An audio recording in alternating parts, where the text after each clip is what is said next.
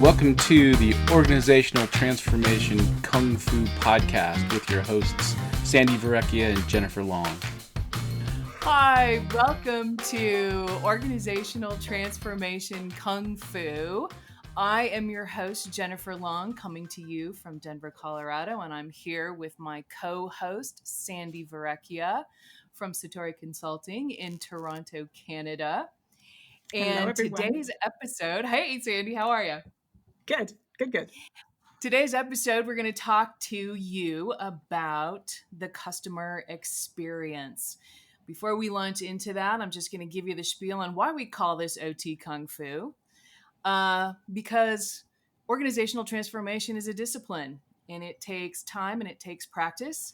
And when we work with our clients as executive coaches, we want to share with you some of the discipline and the practice that we put in to help leaders take their companies to places they haven't been before and to transform their organizations. So I'm excited today to talk about the customer experience. And maybe, Sandi, you can introduce the expert that we have on tap today. I am thrilled to. Thanks, Jen. Today, we have Ray Kong, who's going to be joining us. And Ray and I go way back, way back. Maybe not way back, but a way back. I was telling Nick the other day that I remembered when he was born. I think it embarrassed him. Probably. I didn't realize it was quite 30 years. All right, we go way back. And I'm thrilled to say that I'm going to introduce Ray as our podcast person today that we're interviewing. But Ray has also joined Satori Consulting on a part-time basis. So he's going to bring his wealth of experience to our firm in helping our clients in terms of customer experience and strategy. But let me tell you a little bit more about Ray. So he is an experienced marketer with over 25 years of experience in consulting and at the executive level of major Canadian corporate institutions.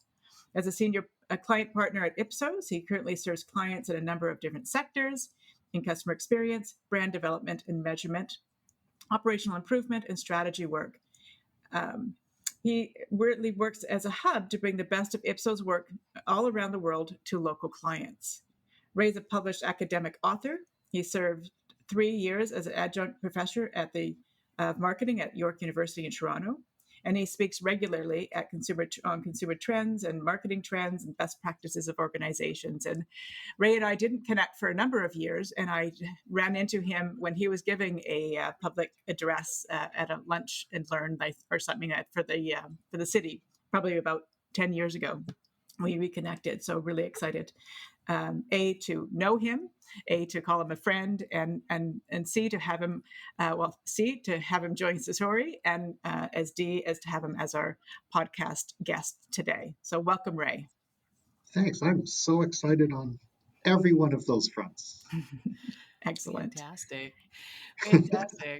So let's kind of dive in, right, in terms of what does it mean for an organization to be customer led, right? This is a big idea. So I wanted to start, Ray. In January 2020, Harvard Business Review had this article out called "Are You Undervaluing Your Customers?" Right? It's time to start measuring and managing the worth of your customer. And so the premise of the article was really about the pressures of the earnings pressures that companies have and the need for profit, and how these decisions often lead to the short-changing of customers. And it talked about the short-termism, right? That when people are really focused on the quarter, and how that starts to erode loyalty and reducing the value that customers actually create for the business. It's kind of counterintuitive, right? This research that shows that loyalty leaders, the ones that focus and measure customer loyalty, actually grow at 2.5 times faster rate-wise than their peers in the industry that they're in. So I think that's an interesting statistic to look at. So knowing that when you're customer focused, right, that you're growing at 2.5 times the rate, I'm curious, why don't all organizations lead with customer first strategies? There's a really important word that I think that you just used, and that's counterintuitive. And in a lot of ways, being customer first is is counterintuitive and not deliberately. So I think maybe one of the things that is important to say is that, for organizations that are not customer led, it's not because they're being malicious, but it's because it's just unconscious. It's not a natural behavior. And I love the kung fu analogy for the podcast because it requires discipline to do something which is unnatural or counterintuitive. Why is that? So, if we take a smaller business, for example, a smaller business is, if you're an architect, you go into business as an architect. If you're an engineer, you go into business as an engineer. If you're a chef, you go into business as a restaurateur. And your business is your business. Your business is running the operations of the business. It's the discipline or the science or the profession which you've chosen. And therefore, it is kind of counterintuitive to think first about the customer or the people that are using your business or the people that are experiencing your business, to put that first as opposed to your chosen profession first. There's other reasons why, time, energy, legacy infrastructure. There's a whole host of reasons. One that is also well been established is that, the I'll call it the MBA paradigm of being shareholder value led. That, many MBA students, or a whole generation full of MBA students, learned through their MBA school, is not about being customer led. It's about, providing value to the shareholder, which on so many ways, again, the word counterintuitive is counterintuitive to being customer led. Right. I think every organization probably has its own unique set of circumstances as to why you're not customer led. And I think it's important to recognize what those might be and to deliberately change to be customer led and experience led, because, it is way more profitable, way better, and frankly, way more satisfying for everybody involved to be more Mm. experience led. Yeah. You put your thumbs down. I was giving Ray the thumbs down when he was doing shareholder value. It's like, boo, right? It really is becoming a little bit passe if you're a little bit more progressive, especially when you think about, the whole other podcast we could do on the employee experience. For sure. But I was just thinking, before we kind of dive into what's the difference between customer led and kind of operationally led, I'm just thinking of strategy maps, and they're big. Everybody seems to have their balanced scorecard and their strategy. And a big piece of that is around the customer. And so I'm just wondering if you have any opinion, Ray, as whether that strategy map, the visual strategy map, needs to be different. So rather than kind of giving the same weighting almost to everything. I think across the gamut of different types of industries, I think that the weightings need to be different for sure. And I think that one of the things that is really important to recognize is that it's an and, it's not an or. Mm. If you're an architectural firm, of course the architectural principles and the design are important, but the customer is important. So it's an and. If you're a restaurateur, the quality of the food that you put out is important, and the customer experience is important.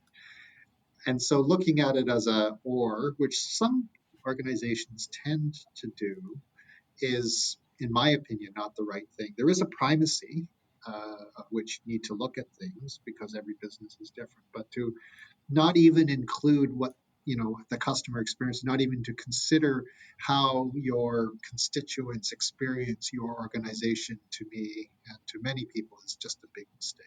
Mm-hmm. So, what is the difference between experience led versus finance or operations or technology? Every organization has its DNA, and as I alluded to earlier, I think the DNA, the DNA, like all DNA, is hard coded into organizations. Banks are finance led, insurance companies are actuarial led, manufacturing companies are process and production led. Um, the difference is that you have a primacy on understanding how the customer experiences the tasks that they are undergoing, and not be bound by the internal structures or the internal processes of your organization. In some ways, it's about being more extroverted, looking from the outside in than the inside out. It's easy to say, but when you actually think about that and when you actually put that into action, the way that you manage your organization and the way that the things that you change and how you do things vastly changes. It's very, very different. Some people ask me, what's the first thing that you need to do in order to be more customer led? Like, what's one simple step to do? And what I like to say is go hire somebody off the street and talk to them, have them experience your organization in the way that your customers do, and then talk to them in depth about that. It sounds like something blatantly obvious to do, but how many restaurateurs, I will suggest, how many restaurateurs actually receive food as delivered by an Uber Eats driver to their house in the way that we receive food from that restaurant? And, does the food come lukewarm? Does it come all spilled and packaged because the driver spilled it? Does the fries soggy because the ketchup from the hamburger, leaked over the fries? It's perfect when it leaves the store, but you haven't seen how the customer receives it. And so being customer led or being experience led really does mean thinking, not even thinking, experiencing and driving your decisions based on how your customers, your stakeholders, your members, um, your employees experience your organization, and to make changes based on that as opposed to based on whatever other uh, dimensions are currently driving the organization. Mm-hmm. Another, the examples go on and on. So I was cooking the other night and I opened a package of green beans. So, in the store now, how we can't really buy loose green beans anymore. You open the package of green beans, and because it was cello wrapped, the thing exploded because cello wrap doesn't, or is it cello wrap? Cello wrap doesn't tear neatly, it just breaks open. And so opening that, the beans fell all over the floor. Well, if I was talking to that organization who wrapped the beans and who was selling those beans and tell them that's terrible customer experience because my beans were all over the floor. I'm in the middle of cooking. I've spilled the beans. I spilled the beans. Well done. I didn't even think about that one. That's good. I spilled the beans. But Well not to done. mention, they typically, because they're in that wrap, they're kind of baking in the wrap as well, so they're not as fresh either. There's lots of They're not as fresh downside. everywhere, and there's so many examples of this. Another one that that we can think about is not that we've been to the movies in a long time, but you go to the movies and you buy your popcorn and your drink and you've got your hands full, and then you get to the person and then you have to find your ticket to get into the cinema, but your hands are full of popcorn and there's no place to put the popcorn, and it's like, to us it seems so blatantly obvious, but It's true.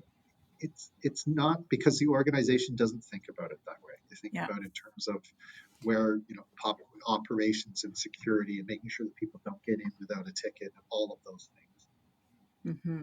Looking at it from the wrong side, from the out. Looking at it from the wrong side, and there's Yeah, no I'm sure it's got to be a big eye opener for executives who actually go through the experience and what they discover, right? At times where there's unintended consequences of some of the decisions of the journey. absolutely unintended consequences, and sometimes the forehead slapping moments, like, why did we not think of this? Well, because you've been focused on other things, not that they're less important and not that they're less useful. You just didn't think about this. But that's interesting that you mentioned executives of companies, because one of the mistakes that I think some executives do is they say, well, yeah, we experience our company. I bank at the company that I bank at. I eat in the restaurant. But you're doing that from a place of privilege. You're doing that you're not experiencing it as a customer experiences. And I worked with an airline once, and one of the airline executives said, well, I fly our airline 2 or 3 times a day, a week, or sometimes even a day. I said, yeah, but it's known who you are.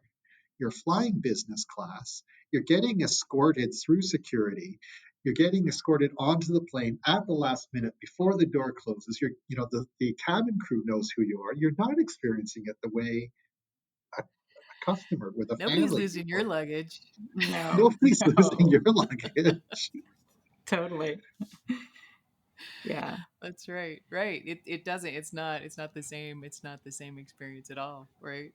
Not the Hmm. same experience at all. And even using that example, the family that's going on vacation, because they can only afford one vacation every 3 years, from booking right to landing and returning, you don't know that experience. You don't know what they go through because you are experiencing your brand from a place of privilege, um, on every level. And so it is important to get that external view and get that external, I'll call it independent view of your Mm. organization.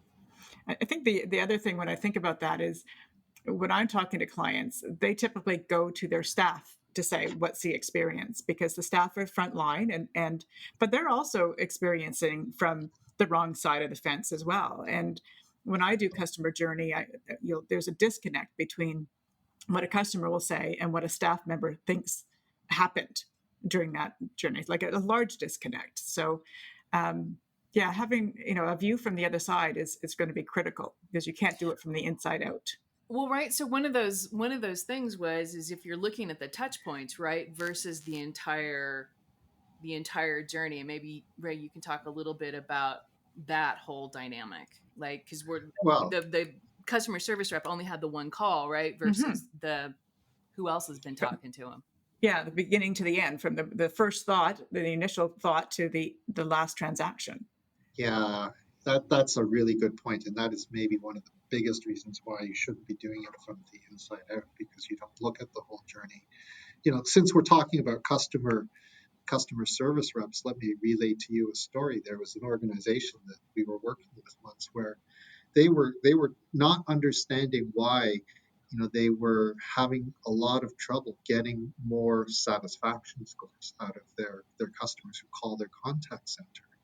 Is our call statistics are good, we're answering calls quickly, people aren't waiting very long. Why is it that our scores are so low? So we looked at it from end to end and really even just extended at both ends of the interaction things, the experience from the customer's end. So if you think about that, customer has a problem, and the first thing customers do these days is not call 1-800 your company, because everybody hates calling 1-800 your company. The first thing they do is go onto the web and they look for the answer to solve their problem. They look at various different sources to answer their problem. And they're a little bit miffed because they have a problem. Well, they can't find the answer, so their annoyance level goes up just a little bit. Now, oh my God, now I have to call 1-800 your company. And my annoyance level goes up a little bit because my call is really important to you, but the wait time is 20 minutes. Oh, the wait time's 20 minutes. Okay, let me see if I can navigate Oh, the IVR. you're making And me here's the hurt just talking about it. and here's the nine things that 9 buttons you need to press in order to get to where you want to go. And I get to number 9 and I forgot what number 1 was, and so I'm going to zero out. I hate the So finally robots. somebody, oh, and then somebody finally picks up the phone. So my annoyance level has gone from, let's call it, from -1 to -5. Mm. And so somebody finally picks up the phone, and I say, "Oh, thank God, I've got somebody." And what does the customer service rep say? The customer service rep says, "Before I can help you, before you do anything, I need to know who you are. So let me ask you these 5 questions to prove that you are who you are." So my annoyance level has now gone to -7 because I've been dealing with this issue for however long I've been dealing with this issue. But of course, the organization only knows from the moment that the phone has been picked up that Mhm. this has been an issue for you, where you've got a whole history there.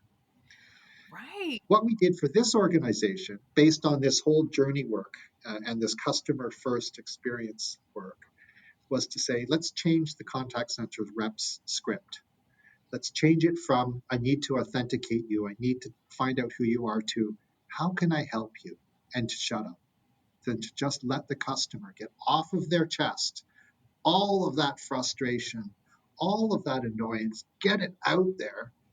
And then the customer service rep says, I can help you with that. But before I do, I need to authenticate you and tell you who, and to make sure that I'm talking to the right person.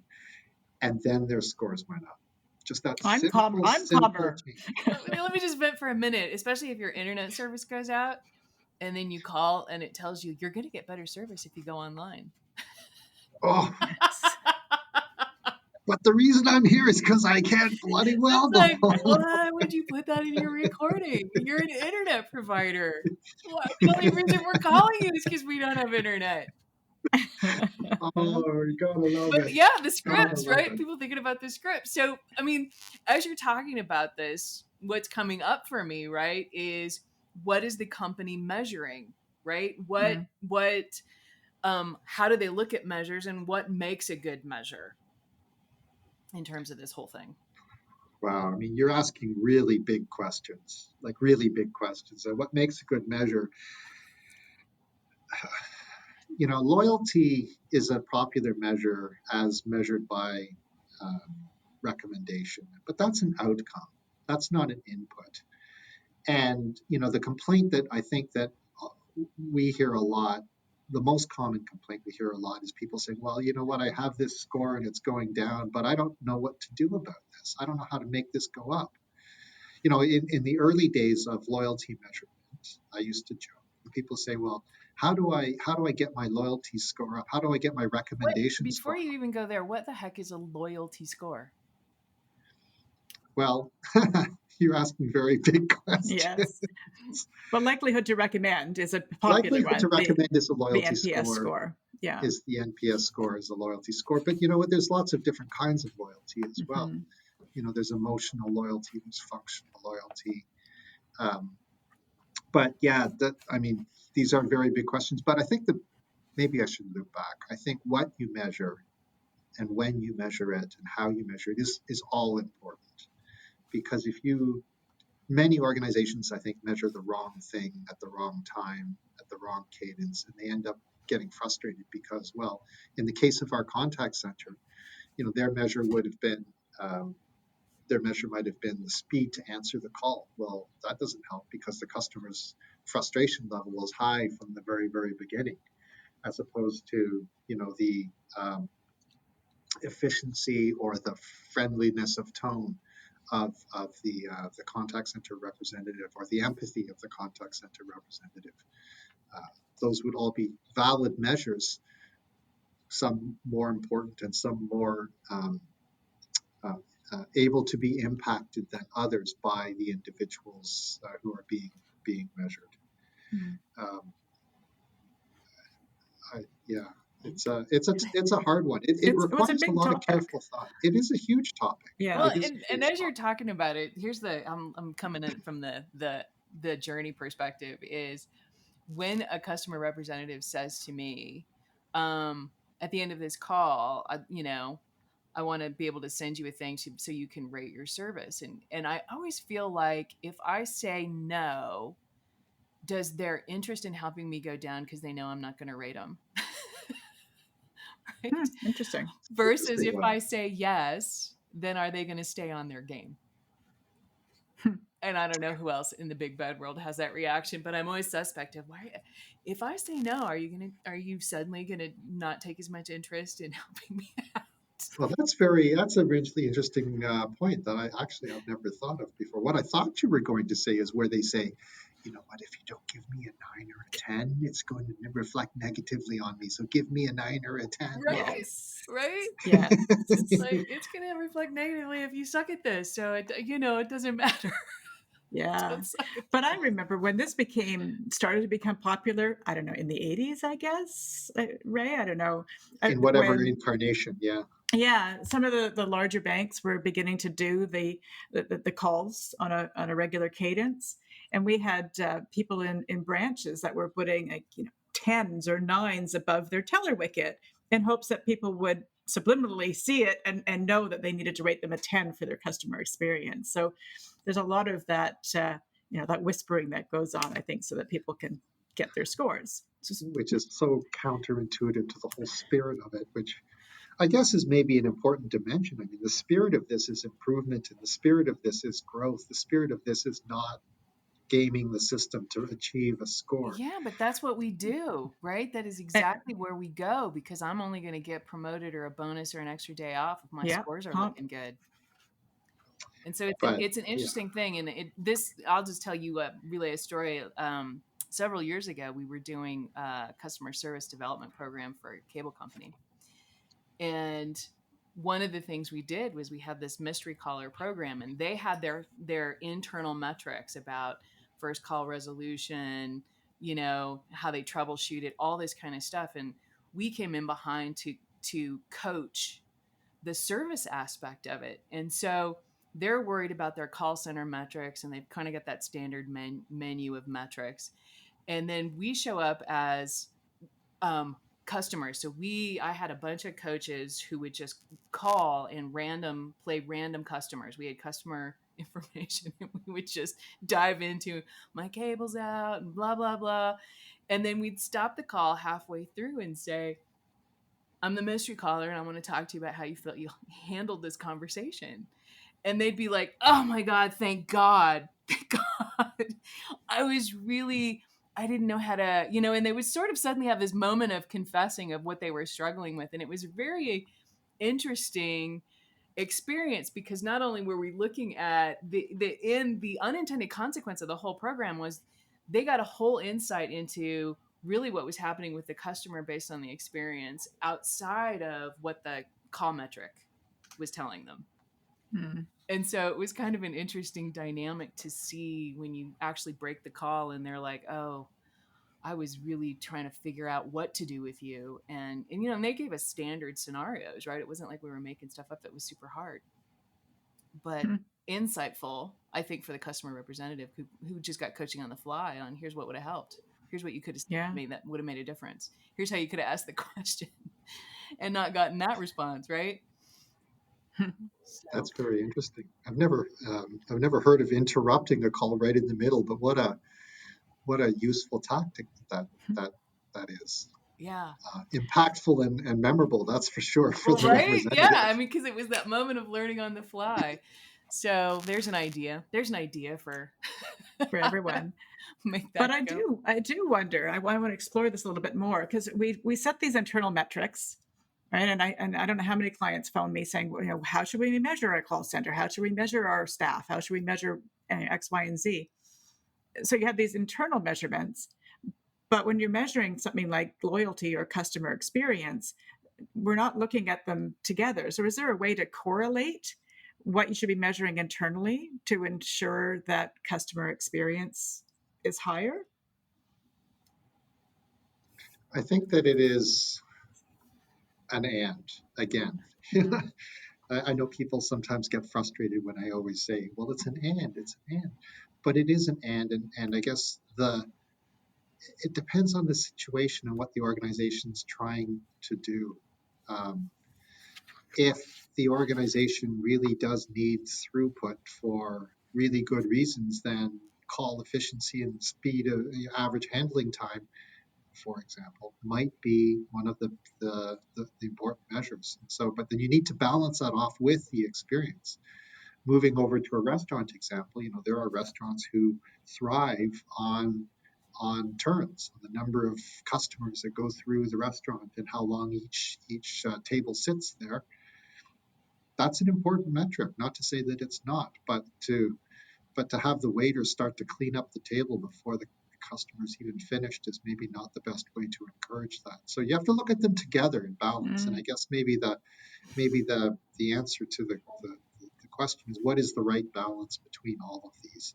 And I think that the call it a revelation, more recent revelation, has been that the customer view is an important part of the mix, whereas in many ways it has not been a part of the mix at all for too long, mhm. since the primacy of shareholder value add in larger corporations anyway.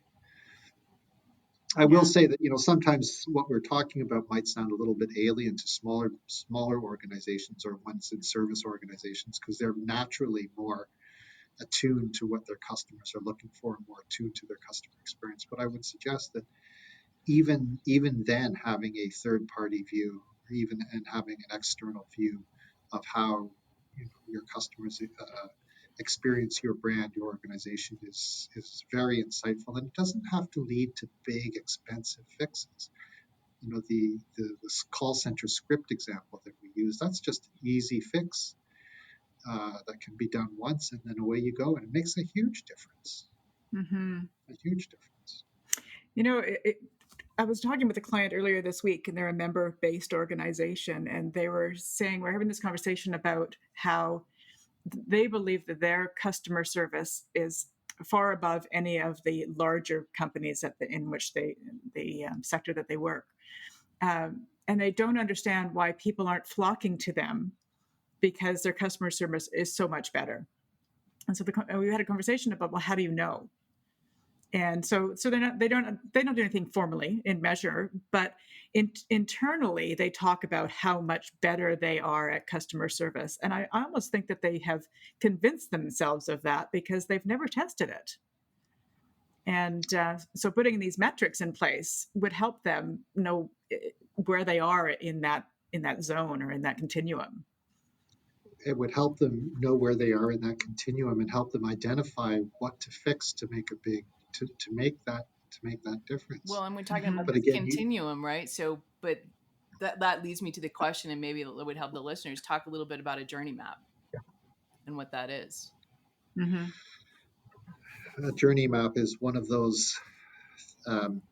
So really, a journey map is, some of the listeners might know what user experience is. User experience is something that is done a lot in the web space. It has always been done a lot in the web space. That you sit there and you go through a website, you understand how people use your website. A journey map is really starting with a task and running it through from the perspective of the customer to understand what are the positives, what are the negatives, what are the moments of truth in terms of how they experience your brand and your organization in doing that task. And so a good example might be buying a house. Or actually, no, let's call it differently. Financial institutions, banks often talk about, well, let's talk about the mortgage experience. Well, right there, that tells you that's not a journey map, because people don't go out looking for mortgage. People go out looking to buy a house. And to buy a house is a longer journey and a different journey involving many more steps than just getting a mortgage. And so to really truly understand how you can provide better mortgages, you have to understand how customers are buying houses and what are the dynamics and emotions and processes that they go to buy a house. My more at home favorite example, pun intended, my more at home favorite example is buying groceries. I'm going to the store to buy groceries, but I'm actually shopping for meals. And so why is it that the spaghetti sauce is in a different place from the spaghetti? And why is it that the lettuce is over here, but the salad dressing is over there? And And why if you is it looked they at it, make you buy the frozen food first before you get to the checkout? So you go to the is it so Yeah. you'll go through the store faster? Or the because my tomato ice sauce cream, I don't isn't want with it to be melted. tomatoes. Oh my God, I Right. can think of so many examples of that. And every time I So many go, I think, examples. why isn't the tomato sauce with the tomatoes? Like, why do I need to go to another aisle? They're all the same Why do you need stuff. to go to One's just another aisle? pureed. Exactly. But even if you think about it even more broadly, shopping, I've got to get into my car. I've got to, sometimes, okay, this is, I've got my family with me. My kid isn't sick. I'm in a hurry. I have to find parking. I have to go into the store. These days, I've got to wait maybe in line. Then I've got to sanitize my hands. All of these things. But all of these things are part of the same journey. Whereas a grocery store, by default, the meat manager will want to understand, the meat manager only thinks about the meat counter, and the produce person thinks only about the produce, and the bakery only thinks about the bakery. And so you don't, by looking at it from the entire journey, the entire task to be done from the consumer's perspective, you look at things a little bit differently. I still don't understand why groceries are not grouped by, even if there's a section where it's grouped by meal. Or even now that I think about it on the fly, why is there not a meal of the day? that the grocery store creates. It could be just one little section that says, if you're just looking for tonight's Oh, meal, go Whole here and buy Foods is Right? everything at doing once. this. There's like this Is little it? section when you walk in, you first hit the door, and maybe it's just my Whole Foods, but the you walk in the door and there's a cooler, an open cooler cabinet, and it's like brunch. And so they've got eggs, orange juice, bacon, croissants. It's all just like right there, and you hit it, and you're like, oh, brunch, right? I can Nice. just stand here and buy everything. Yeah. So then, to the question off the top of the cast, it's like, why is that not the case everywhere? Because it makes so much sense. And that's because if you go into the store, you'll buy more if you're forced That's to right. go through every aisle. Yeah, exactly. And you'll go through faster if you have to do the freezer food first. So this is making me think of do you just do a journey map, or does an organization have multiples? Is it like a Multiples thing for or sure. okay. Talk a little about that. Multiples for sure. But the temptation of what organizations tend to do is they try to do everything and boil the ocean. Yeah. So, if there's, point number two of one thing to start tomorrow to become more customer centric or more experience led is pick a journey. Pick one thing that you do and run through the journey map. Fix that, then move on to the next one. Then fix that, then move on to the next one. Don't try to boil the ocean, because you'll be boiling the ocean. Right. Mm. Typically, our counsel is to pick, one of the most important things that you're trying to do for your customer. And so, some organizations, our most important thing that we're trying to do is to get new customers. Okay, what does the new customer onboarding process look like? Right. What's that journey? How do people go from being somebody who doesn't know you to being a customer? Let's look at that process, Mm. and then you go from there. Good. So, Ray, one of the things that I'm just thinking about as you're talking about this is so many organizations are trying. You talk about boiling the ocean. They're just trying to do so much all the time. Is there an example of an organization that you've worked with that has done this, gone down the customer experience road really, really well, and has stuck to it? So they've gone to their journey mapping, they've figured out their pain points, they've stuck to it without kind of spiraling back to there's so many other things we could be doing. You know what, Sandy? I have to say no. Why do you think? As you know, I work with very large organizations Mm-hmm. and very well-established organizations that have a lot of legacy and a lot of silos, and it runs everything from technology silos to organizational silos. The credit card managers are paid to think about credit cards. Mm-hmm. The IT managers to think about risk and IT security. The and there are too few organizations that I'm familiar with that actually organize the entire organization by customer journey or by customer task or by customers period. Um, that's not to say that there aren't some medium and smaller ones that do that, but the ones where I have come across, I know it's funny. I think maybe the people get embarrassed, right? So they present their business card that shows you how old I am. People business cards, and they say, on their business card is my job is, mortgage experience, or my job is food experience. And people look at them and go, you're a kooky, left-leaning, tree-hugging hippie, aren't you? Because it's not traditional. Let's put it that way. Again, it boils down to it's unconscious. It requires discipline. It requires persistence. What's the word that we used? What word was it that you used at the outset, Kung fu, Jen? baby. Kung fu, It's discipline, kung fu. It practice, requires all of those things. It Dedication. isn't. dedication, right? Maybe Otherwise, your it's customer like we experience all. is just like a Weight Watchers. It's just the 10 pounds you keep losing over and over again because you have to go back. That's Yeah. what I You was lost just the about to say. plot in the pantry. Yeah. Regularly I say I'm not going to eat fried chicken, and I'm going to exercise more, and I'm not going to eat, live a healthier life, and I still find myself looking for the ice cream that didn't melt Well, in the middle if of the this customer experience strategy thing feels to me like it's a good thing to hook into a leadership philosophy, like the Infinite Game, right? So the Simon Sinek philosophy around we're not competing to win or lose against our competition, we compete against ourselves.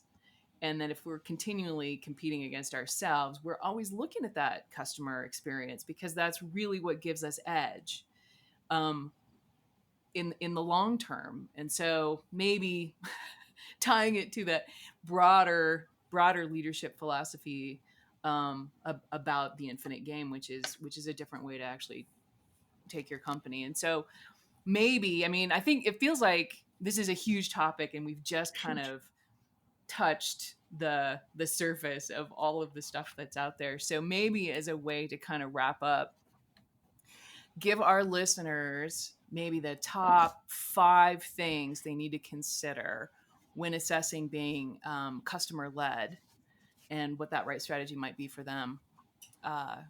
Should they look at it operationally and they decide to put it into their strategy? I think you said one of them, which is that it's a philosophy, not a thing. It really is a way of thinking, not a number of activities. I would say that, we talked about just start with one journey map, one journey, and look at it and go from there. And be in it for the long run. Don't be in it for flavor of the month, because flavor of the month isn't going to help you. I'm not sure, is that 5 yet, or that's not There's 5. 3. Yep. But that's It's okay. only 3. You know what? Get started by having a third party look at your organization and how external parties Don't use your experience frontline your people. organization. Don't ask them. Don't Yeah. use your frontline people. Don't use your employees, and don't use your executives. As well-meaning as that is, don't use your executives. Yeah. And I think always remember that it's an unnatural act. In many ways, it doesn't come naturally to organizations, and so you need to be persistent with it, and you need to always need to remind yourself to look at it that way. Yeah.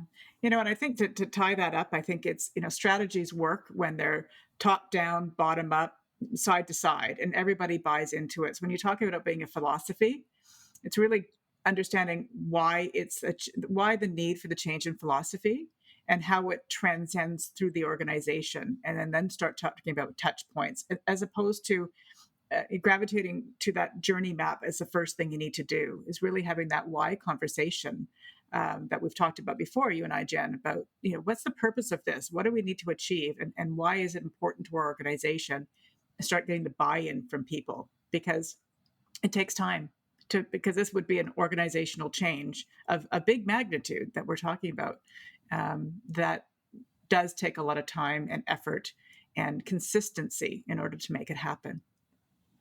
Excellent.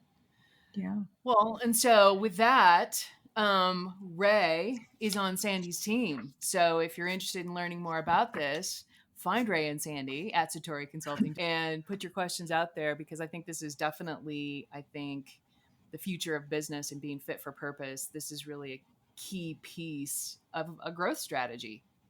Mm-hmm. And Excellent. Thanks so much, Ray, for sharing. My pleasure. Sharing some Thank of the you, stuff that Ray. you know. And we'll look forward to our next podcast when we put that out again next month. This is goodbye from Denver.